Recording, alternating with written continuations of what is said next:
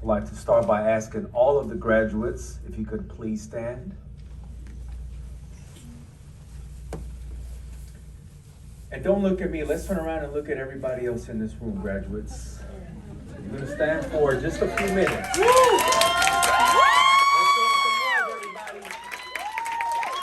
All the graduates, if you could please repeat after me. I am deserving of a great education.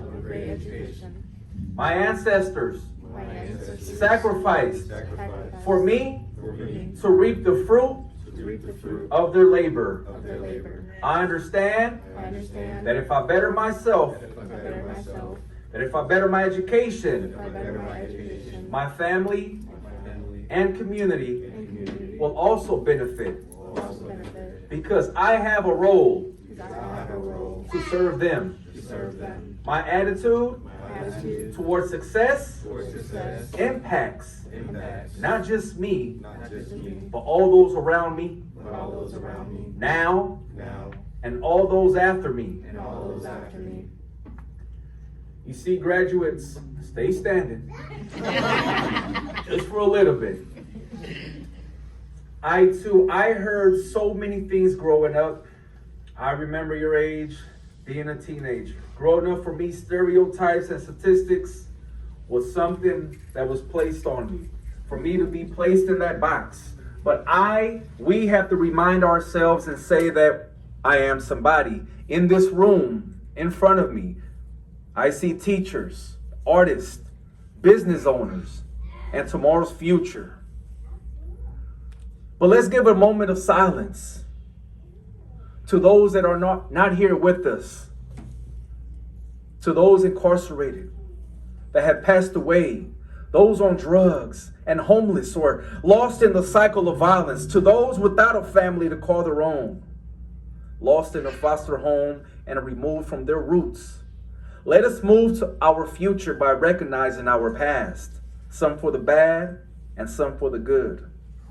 Thank you to everyone in this room, to the grandparents, the parents, guardians, awesome foster care friends and family, to everything you've experienced that had made you resilient today, but especially to those that have helped you along the way, those that have sacrificed for you to be here today, that have fed you, housed you, and given you some guidance. Thank you. You're all also to be celebrated today. Standing here in front of you is the fruit of your labor. Graduates may be seated.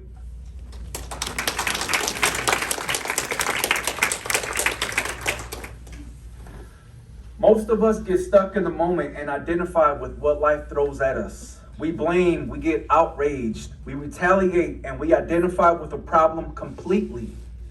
They say being angry is taking in the responsibility of someone else's mistake.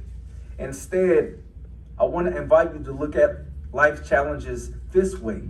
Life is 20% what happens to you and 80% how you respond. Do not get stuck on your situation, but rather focus on your response. Often, instead of being mad at something you experienced, ask yourself, what could I have learned from this experience?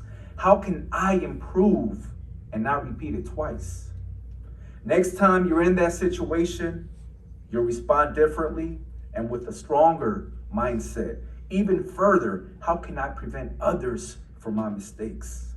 Diamonds come not from a pretty upcoming and red roses, but rather from pressure. Do not hide from the problem, but rather prepare for all that life brings and prepare yourself as best possible. Equip yourself with adult life coaches, with a hobby to relieve your stress, with positive affirmations, motivational quotes, books, inspiring documentaries, spirituality. About me, my first outlet as a youth in this society was a pen and paper, to write poems and stories. That was my way of having a voice in a voiceless society. I initially started off sharing my stories just to myself, sometimes looking in the mirror.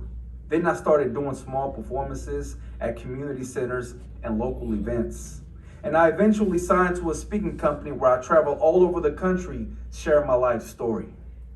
I have traveled to many states, I've been featured in many media outlets. I've been on stage in front of hundreds of people at one time.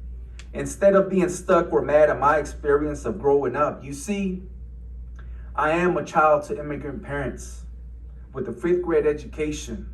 I grew up on welfare, standing in line for a Christmas gift at the local community center. I lost many friends and family to gun and gang violence. I was in juvenile hall over 7 times and spent the year in a group home, removed from my family. With the help of youth programs like this, was I able to find other people like me who also experienced similar struggle and wanted to change. With the help of financial aid and the Chafee grant, I was able to fund myself through college.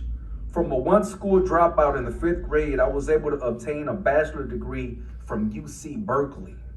Never in a million years did I think I would be of service to others.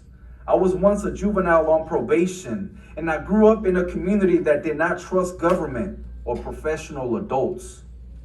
Through poetry, I realized within myself that I needed to be the change that I wanted to see.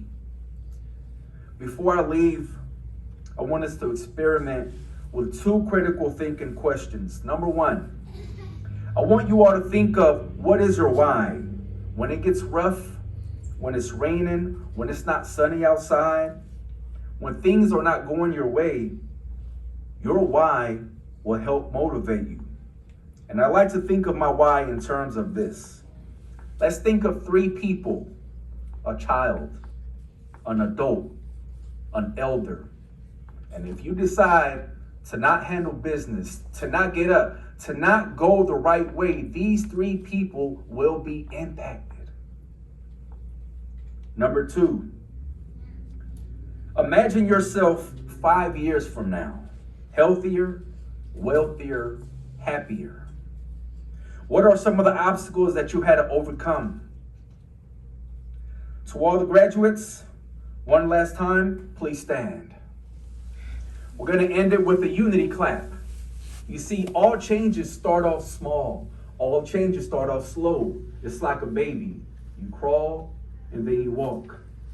So we're going to start by clapping real small, real slow, real slow. All the graduates, clap really, really slow. I want you to think about that commitment you're going to make. All the graduates, let me hear that clap. Slowly. Think about that change. What are you going to do after this? How are you going to navigate life's obstacles, life's challenges, little by little? And then you speed it up. And then you go faster and faster and faster. My name is Daniel Mora, but my closest friends and family call me Danny. If you ever see me out and about, feel free to stop by and check in. Thank you all for your time. Gracias.